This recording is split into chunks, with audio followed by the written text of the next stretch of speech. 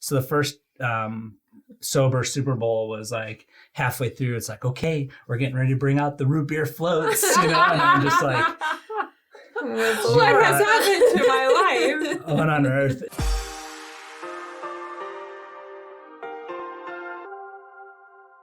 Hello and welcome to The Middle. I'm GANEL-LYN, your host. I'm so grateful that you've joined us today for a really important conversation and for my guests and their willingness to be vulnerable and open. Keith and Brooke are here to talk with us and share their story about recovery. And we were talking before starting the taping that COVID has brought all of our addiction tools right back to the forefront, and this conversation is needed more now than I think ever before, because people that may have felt like they had it going well and that they were on top of things and working programs and using their tools are being pushed. And so thank you both for your willingness to share your story, because we know here specifically at The Middle that when people come to the yellow couch and share their middles, that it always helps our viewers that are finding themselves either in it themselves or someone they love is in it. So thank you both. Thank you. Absolutely. So a little backstory, you're parents of 3. What are the age ranges? 3 kids. So we have a daughter who's 9, a son who's 6, and our youngest daughter is 4. Okay. So it's a busy time. It is a bit, you're in the heart of the parenting life. Yeah. And people aren't going to know from the onset whose addiction are we going to unpack, because we said from the beginning all of us have a drug of choice and we choose ways to numb. Some just need to be addressed at a disease level, and I think that's fair to say, but I think it's really helpful to just acknowledge from the forefront that we all have an area where we kind of probably go to numb the vulnerability, the anxiety, the shame, the trauma, whatever it is that we're trying to kind of navigate. But whose story are we really going to unpack? It's My story. Did you feel the dun-dun? No. But can I just say, Yeah. It's my story, but I think we were on a podcast together too. Yeah. And in the recovery center that I went to focuses a lot on the family. Right. And I think that's just as important. They someone who hasn't gone through addiction or is not in an addiction really can't relate to what those who are going through. So I think it's really important for those out there that are watching that may not have an addiction but know someone or has a loved one or a family member that is addicted and they just don't know what to do and how to act. It's a totally different language. And I think from the outset, the addict brain is going to tell you it's not affecting anyone else. And so I love that you lead out with that, because especially within a family culture, my stuff affects everyone I love that I live with, and their stuff affects me. That's just the reality. That's the cost of doing business. Yeah. So thank you for pointing that out. But I think it's important to note that at this point in the journey, the learning that you both have experienced in your family came through your addiction journey. That's right. Yep. And your drug of choice is? Alcohol. Okay. And do you want to kind of start with what was it like to choose that, or what led you to that being the place that you found the numbing and the solace? Yeah. Probably about when I was 13, and parents are having parties. I wanted to be the bartender because it was cool. So I was mixing gin and tonics and taking a little bit, to see how it tasted. When I was 16, I started working at a restaurant. A friend of mine, and was a, bar back or whatever. And, carafes of wine would come back from a table with that much wine in it, and I'd be drinking it. And then, cause it was cool, and I was cool because I was doing something I shouldn't do. And then high school hits, and I was drinking all the time. I was drinking during classes, like in, lunch period. I would bring vodka orange juices with me. I'd go out to someone's car at lunch and drink wine coolers, and because that was a cool thing to do. And I wanted to be noticed that way. And then did you know already that you were using it to cope, or did you feel like it was just part of being a cool? Teenager? Okay. I thought that was the cool thing to do. And then in college, it's just the norm. Yeah. It's the culture. So I drank, there, and it also helps you justify drinking and blacking out and binge drinking. Like that's just part of college, right? So, and then I became an adult. And that's when I started to kind of think I may have a problem, and, did the Am I an Alcoholic Google search, which I think about 1 million people do a month on average. That's crazy and mind-blowing, right? Yeah. Checked all the boxes. I'm like, all right, well, I'll try and stop and, kind of. White knuckle it. Yeah. So that's kind of the story. It's when I started drinking and, when I kind of learned I had a problem. And where did you come into his life? So I grew up a member of the Church of Jesus Christ of Latter-day Saints. So alcohol was not a part of my upbringing at all. I wasn't around it very much. Went to college at BYU, which I think is like the number 1 or 2 stone cold sober schools. It usually wins the award for that in the country. So, drinking just wasn't something that I was around. When Keith and I met, he was obviously not a member of the church, and but I'd been around a lot of people who had been drinking, and I sort of have carved out this space where I drink my Sprite and everybody knows that and whatever. And when we met, he was drinking, but like I think he told you before we started, he's a very functional alcoholic. So it wasn't like, oh my gosh, he gets belligerent or mean or, whatever. He just was himself. And so it didn't seem like that big of a deal. And I felt really good about our relationship, and we got married, and he drank, but like it just wasn't an issue. How would you describe it? Did it feel like it wasn't even on the radar because you didn't even see a difference between Keith with alcohol, Keith without alcohol? I'd like both of you to answer that. Yeah, I don't think I really saw a difference. I think so it was pretty easy to ignore. Okay. And not think of it as being a problem. And you? Yeah, I mean, I held a senior level marketing position at a global company. I was competing in Ironman triathlons and running marathons and just kind of going on with my life. But when I got home, at 5 or 6 o'clock every day, that's when I drank, and I just drank all night long, basically. Wow. But, yeah. So at a certain point, this is just, I think, an interesting part of the story is that you eventually did find some recovery through a 12-step program that happened to be with the church that we all now identify with, even though this is a non-denominational show. We like to talk about faith on all the levels. And what was that? At how long had you been married? At what point was that? So we got married in 2006. Okay. In 2009, Brooke invited me to go to listen to her speak in church. And I think it was maybe the second or third time I had ever gone to church with her in the 3 years we'd been together. So reluctantly, I put my football and beer drinking Sunday aside, and it wasn't that reluctant. I went. You loved your wife, so I you love were my wife. supporting her. He's a great guy.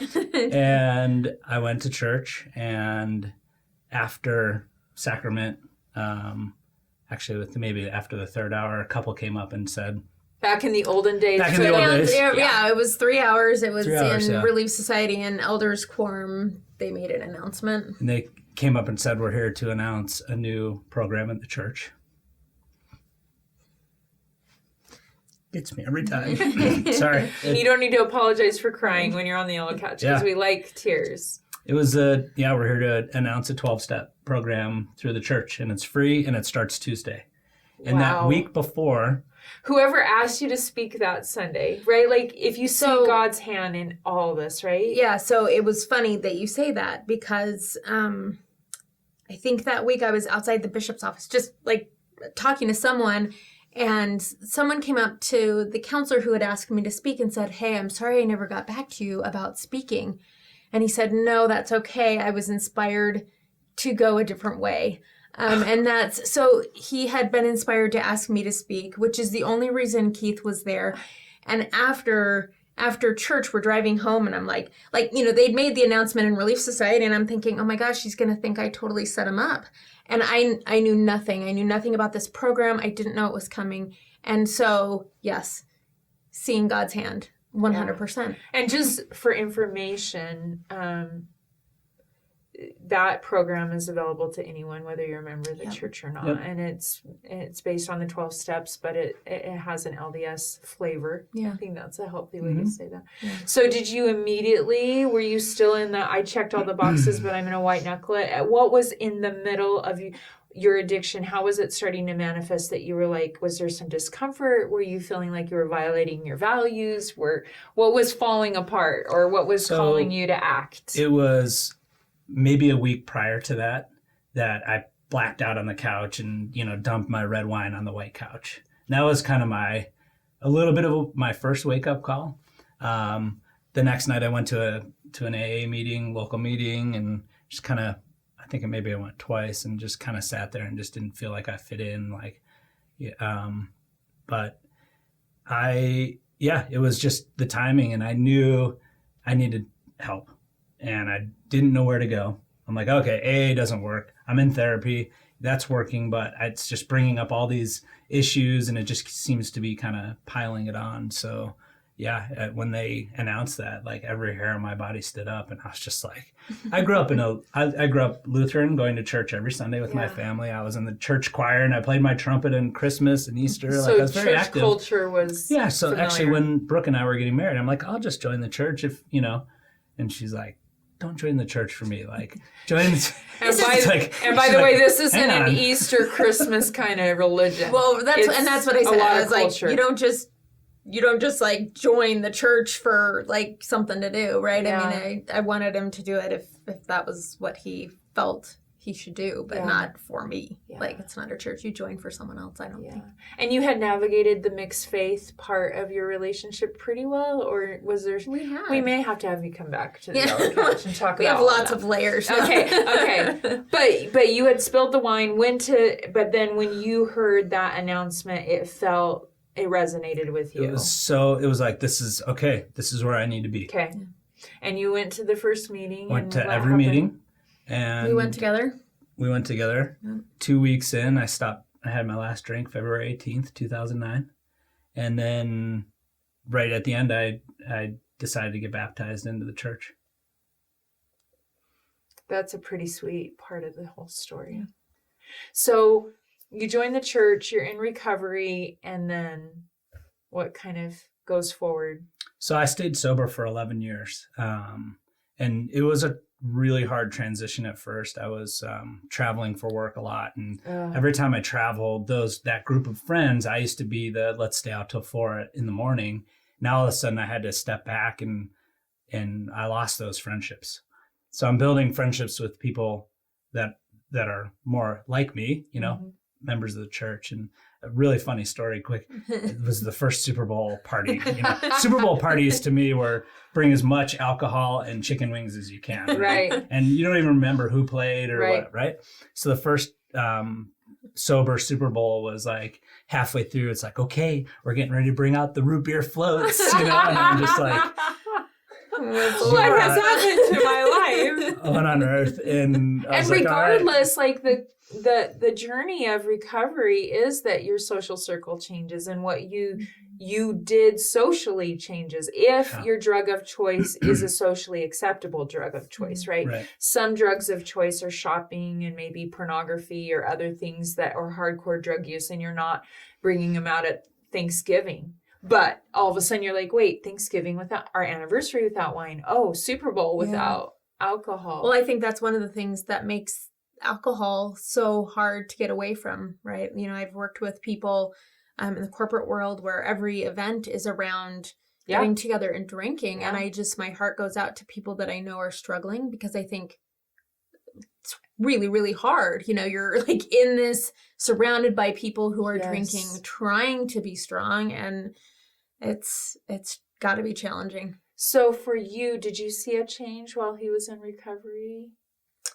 I think just, everything that happened around that time, the recovery, the joining the church and what that did to just solidify our relationship and kind of our vision and path forward as a family Was more I think unified. was important. Yeah. So for 11 years, and then what happened? It was March of 2020. So prior to that, I started going to therapy again. Brooke Okay. came home from a fireside and said, I think you may have some signs of depression. I was like, okay. I had no idea what happy, sad, depressed. I didn't know what those feelings were. I was just Keith, right? And this is through my sober days too. I knew things that, got me excited or whatnot, but I didn't really grasp those feelings. I do now. So Jane Clayson Johnson, shout out Yes. to her fireside and her book. She came, we were living in Connecticut. She came down from Boston, did a fireside for our I love stake. Jane. And I came home and said, yeah, Oh, I think you may be that's struggling. Great for all the So, authors out there that yeah. I worked with Life-changing. Jane a little bit on that. Mhm. So that's a really good point. Yeah. That when we share our stories, whether Absolutely. it's book or podcast or whatever, right? That you never know the ripple effect. Yeah. Yep. So So I you'd called gone like, back into therapy. well, yeah, I called like 8 therapists. Finally found one that would take me in. That was a struggle. I almost gave up after the second one. I right? mean, that's the real issue. It's a huge issue. Finally found someone that I could talk to. Went and talked to my general practitioner doctor. Here's some antidepressants. Here's some anti-anxiety. Go back 4 months later. This stuff doesn't work. He's like, okay, let's double it. Here you go. Go back 4 months later. I really don't feel any different here. Like, here's a different one. Try this one. And so I try that one, and just nothing was working. Therapy was bringing up a lot of old issues that I was trying to deal with. So I'm trying to deal with these issues. Had a lot of stress at home. Started getting my own business running. Brooke was, Had senior a big level corporate job. and coming home, leaving at 8, coming home at 6:30, and I'm, getting the 3 Juggling. kids to school and therapies and all this stuff. And it just, I'm not sure it was really COVID related. I think a lot of it was just festering up, and I didn't know how to deal with it. And Brooke came home from work one night, and I was just like, I gotta go. And I didn't know where I was going, but I got in the car and I went right to the liquor store and I bought a little box of wine and went and got a pizza, and I just sat and I drank. Because I said to myself, I'm doing everything I can. I'm going to, I'm doing everything I should. Therapy, see my doctor. I'm on prescription meds. None of it's working, but I know what works. And that's when I just needed relief. And I knew for sure that alcohol would do that for me. So that's when I started drinking. And I was hiding it from Brooke. You were. Yep. I was hiding it from everyone. After everyone went to bed, I'd go downstairs into my little stash and make a drink and come up, and I had a bowl of, chips next to me in case someone came down to hide it. And the volume on the TV was so low I could barely even hear it. But that was my life for 30 days. And it became a full-time job and just like so overwhelming. So I told Because it's exhausting to try to keep the lies straight and to keep, it is a full-time job. Yeah. Did you start to feel a change? And I don't think that's a super fair question, because I think, so I'm going to just say that full disclosure. I don't think that's a really fair question to ask a spouse or even a parent, because I think part of the tax on a family and on a relationship is the what if and why didn't I see and how did I know? And whether you're talking about, infidelity or addiction use, I think it's, it starts to make the spouse feel crazy because you're being gaslighted, but you don't really know. And you're trying to, every relationship is based on trust. So you keep trying to stay in the trust zone or lane. And yet, were there signals? Were there any alarms? I knew he was struggling. But I didn't know he was drinking. Like we said, we have 3 little kids. He's trying to start a business. I'm putting them to bed every night, and literally typically would fall asleep like with all 3 of them. That was part of my pattern as a full-time working mom. Like putting them to bed was sort of my time to connect with them. And so I'd go from one to the next. And often by the time I got to the 3rd, I would pass out and stay at least half the night, And I think it may have been some protection from Heavenly Father, to keep me from the pain that I know I would have felt. And I think it also made it so that he told me when, like, he had to tell me. He had to own it. I didn't discover it. He had to own it. He had to step up and tell me when he sort of was ready to do that, or, you know, it was eating away at him and he was.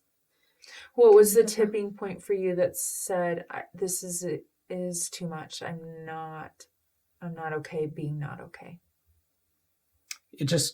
It became too much. And then, you know, I'd hear, you know, my nights were, and the alcohol wasn't, you know, now I'm drinking so much. I'm drinking like 8 to 10 drinks between, you know, 9 o'clock at night and 1 or 2 in the morning, blacking out, waking up every morning feeling like crap again. And I'm like, you know, I don't like this feeling. So, and I felt super guilty. Just, my mom would tell you I was a terrible liar as a kid, and I still am. Like, which probably saved your life, right? Yeah, I can't hold things back. So, did you feel like there was a change in you, this awareness that maybe you resented that you now felt guilty about, but that you had grown in those 11 years, that it wasn't lost? Or did you feel like, what did I do? You know? Yeah, you know, you look at those blocks, and that's why I try not to count how many days I've been sober now, even though it was May 3rd that I stopped drinking. Because now I'm like, oh my gosh, I'm only like 5 months sober now. But it was 11, but it's so good. And I say I was terrible at lying, but when I was drinking, I was the best liar, you know, and that guilt every time I'm like, I grabbed the car keys and went out to go get alcohol, I'd have to come up with an excuse of where I was going. And that, you know, every time I just felt so guilty. And hide the money. I had to find cash. I couldn't use any cards. I had to make sure I went to a store where I knew, you know, no one else would see me. Thankfully, there was masks, so that hid my identity a little bit, which was a night, thanks COVID. But yeah, the guilt just got to me. Yeah. And so 30 days into that, you know, I think this is important for our audience, is to know that at what point do you say enough is enough and I'm ready to go back into recovery. And then I want to talk about being in the middle of telling your wife and recovery, and then see where we're at. So I told my wife, and then I was also in a very high position in the church. I was the elders quorum president. Mm-hmm. So here I am having duties at home. Mm-hmm. Not sure if I should do them or not. So I continue on to do it. But I went in and I spoke to my bishop, and he said,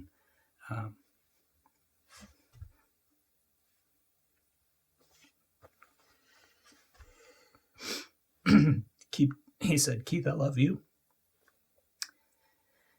You need to keep doing what you're doing at home, but you need to stop drinking right now.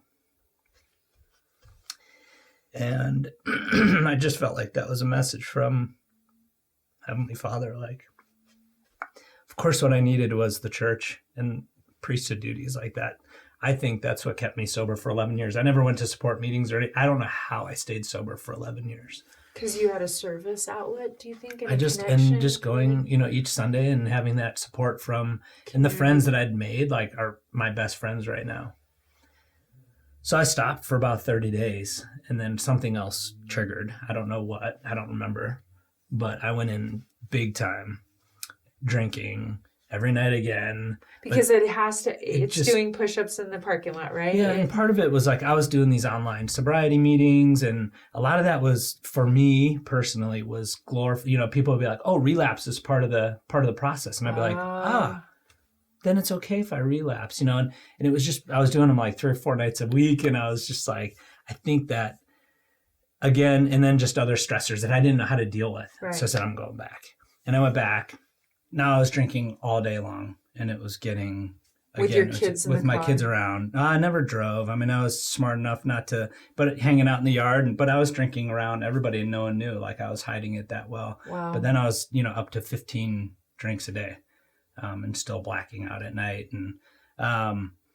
And then I had a call from my doctor after my annual physical, and he's like, hey, buddy, you've got alcohol hepatitis and early onset diabetes and high blood pressure and all this stuff. I'm like, you know, I had some lingering issues with my body from drinking for 20 years straight, but that was a wake-up call for me.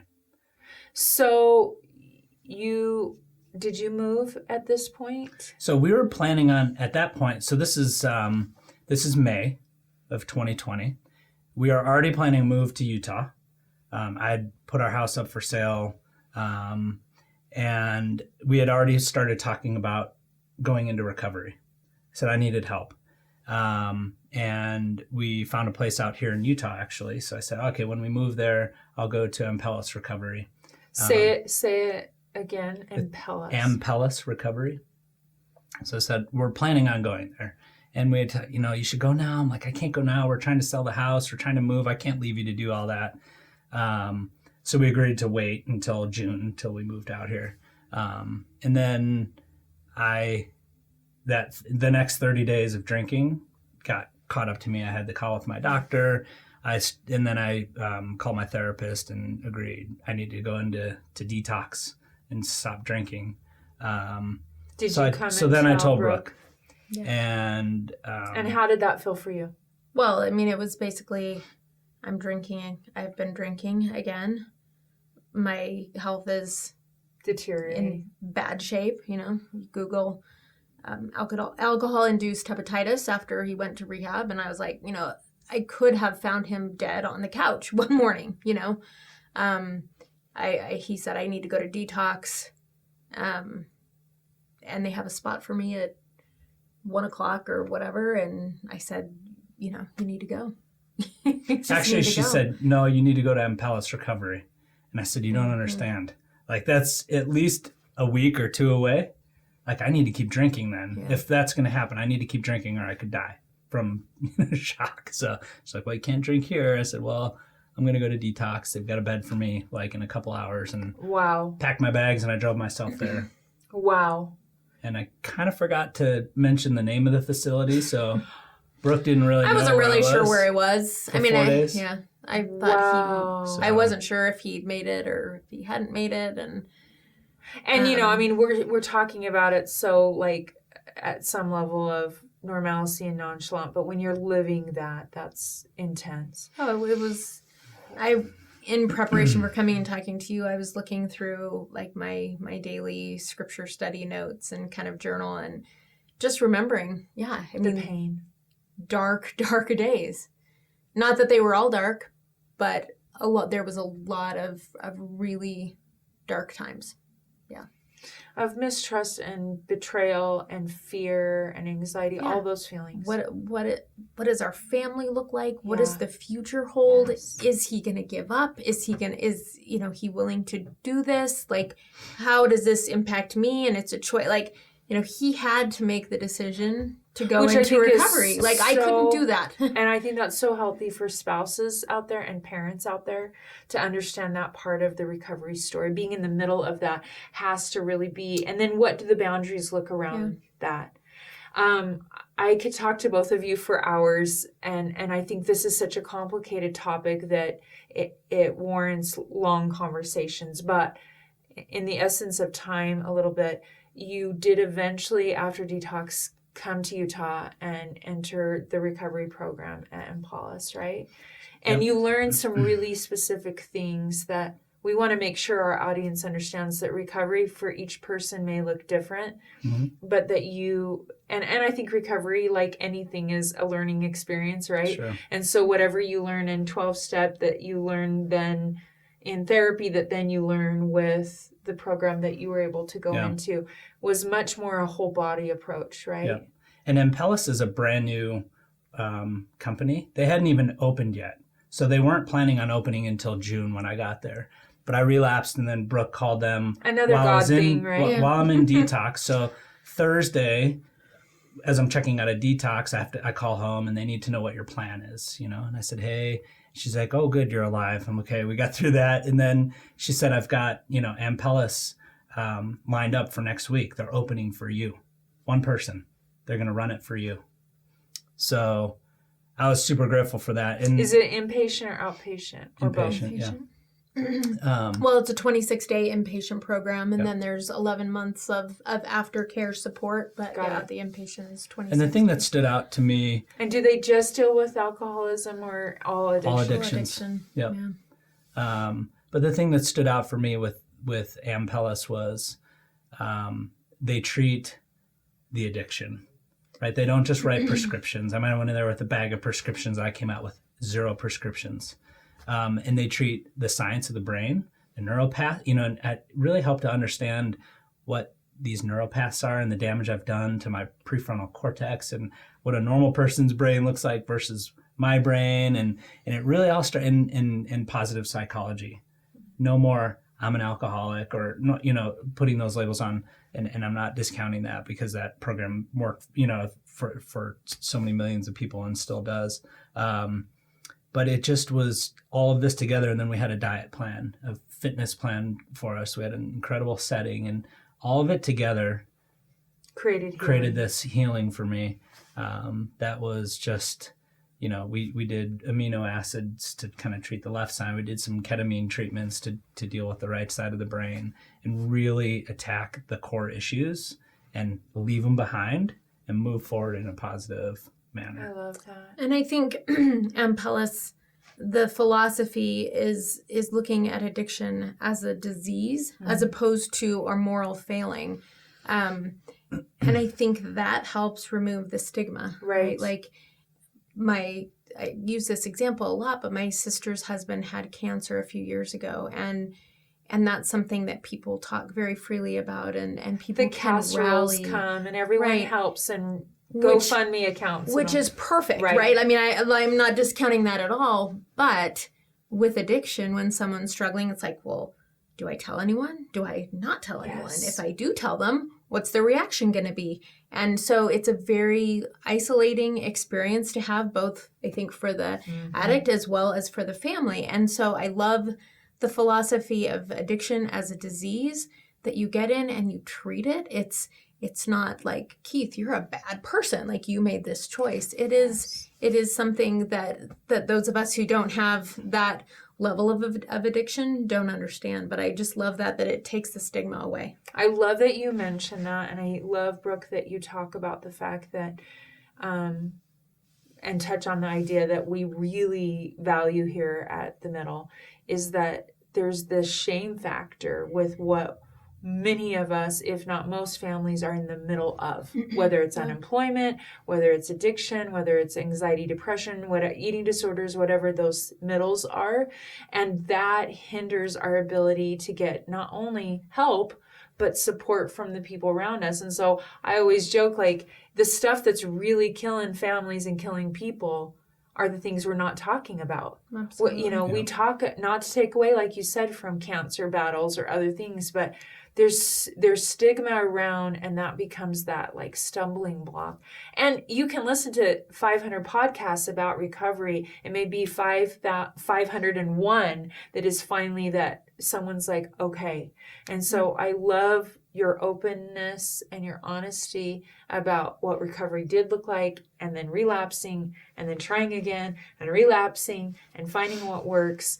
And we haven't delved as much into the toll that it takes, but I feel of your love. And I guess I would just say, and maybe you both can comment on this on our final question that we always ask, but that there's always connection and intimacy that comes in learning, right? We don't love being in the middle of the mess, but on the other side, what is that we get? Whether it's health, recovery, brain healing, relationship building experiences. But it doesn't feel that way when you're in the middle of it. It's like, keep the secret. It's going to destroy everyone. If I tell anyone who I really am, they will not love me, and I will not be able to survive that. And the truth is, not in all cases, but there is hope, and there is connection that comes. There's always hope. Right. Yeah. Brooke, I want to ask you, what has been your manna that you would offer to other spouses specifically that are maybe navigating this recovery process? I think for me, my manna was continuing to do the things to connect myself with hope and heaven, even when I didn't feel necessarily like it. It's cliche, but the morning, I have been really careful about the morning scripture study and spending time praying. And when I couldn't pray, all the feelings that I had, I would write letters to Heavenly Father. That's what I do too. Dear Heavenly Father, I do too. I am having a really hard time, right? And I don't have words, and I don't want to pray to you, but I'm going to write this letter Right. to you. That's a really good manna. It is. And finding, the scripture or the lyrics to a song, or, there's a elevation worship kind of praise song that a friend shared with me that honestly I listened to on repeat. Because it's your anthem. That just gave me hope. And so I think you just have to have hope. You have to find the ways to infuse that into your life. And it doesn't make it easy. It's not easy. But those simple things. And that's what manna is. Yeah. The children of Israel had to gather it every day. And it's every day. It's right. not one and store and you're good. Right. Every day. Keith, you get the final word. What's been your manna in all the learning and all the restarts? Yeah, I think going back to what I love to do and what makes me really happy is running and riding my bike. So one thing I learned through recovery is to identify what the triggers were for me. And when the trigger happened before, I went out and got alcohol. Now I go ride my bike, and it's happened multiple times. I'm like, I got to go ride my bike. I'll see you later. I'm seriously going to ride my bike. Which is code for vodka. So last week or 2 weeks ago, a friend of mine who runs Ampellis Recovery called with, hey, I got this crazy idea. Call me back. And he called back and said, I want to do the impossible. So I want to ride from the top of Utah to the bottom of Utah, 440 miles on our bikes over the course of a couple of days. Would you be interested in going? And I had already said yes before he called, right? And it was, we used the hashtag impossible is possible. And we wanted to show people that, for us, doing 440 miles sounded impossible, right? None of those guys had trained. None of us had trained for it. The longest bike ride one of the guys was on was 40 miles. Wow. But, Which, can I just say, full disclosure for a non-cyclist, 40 miles sounds like a lot, but whatever. I thought you were going to say 4 miles, and I was going to feel like, I have a chance. When you're riding 90 miles a day. I know. In the cycling world, 40 miles is you not. need to ride a little bit more. So we set off on this journey to just raise awareness for National Recovery Month, National Suicide Prevention Month, and to give a little bit of sliver of hope for some people. And my challenge was in my social networks was to challenge people to do something impossible, whether it be, not drinking for a day, or your impossible may be going outside for a walk, or calling a relative that you hadn't talked to in 10 years. Everyone's start and finish lines are a lot different. So whatever it was, and the outpouring of support for me was tremendous, and it really helped in my recovery. But I heard from someone every day that was struggling, and I would write their name on my handlebar and take a picture and send it to them. Say, I'm riding for you today. And I think, gosh, it's just given me a whole new angle on life and what my calling is here. And it's to help others. And if I can do that by doing the silly little bike ride across Utah, I'll do it. So that's my mantra. My bike is so much more important to me now. I love that. And thank you. You have shown up on the yellow couch, and I can feel both of your stories have encouraged and brought, as Brooke said, hope, even just for today. I love the idea of just doing one thing that feels impossible today, and that there's healing that comes when we share our stories. So thank you both for being willing and being honest about the messiness of being in the middle of what life is, right? Yeah. And what comes, and the beauty of marriage and family and recovery and all those things. The other side of that, is not always very glamorous, but thank you. Thank you for sharing your faith and your hope today. Thank you for having us. And thank you for joining us here at The Middle. Please share this episode. I love what Keith just shared with us, that you can just invite someone you love to do one thing today, and that hope can start to grow and lead to what we're seeing here is connection and recovery. And we'll see you again here soon on The Middle.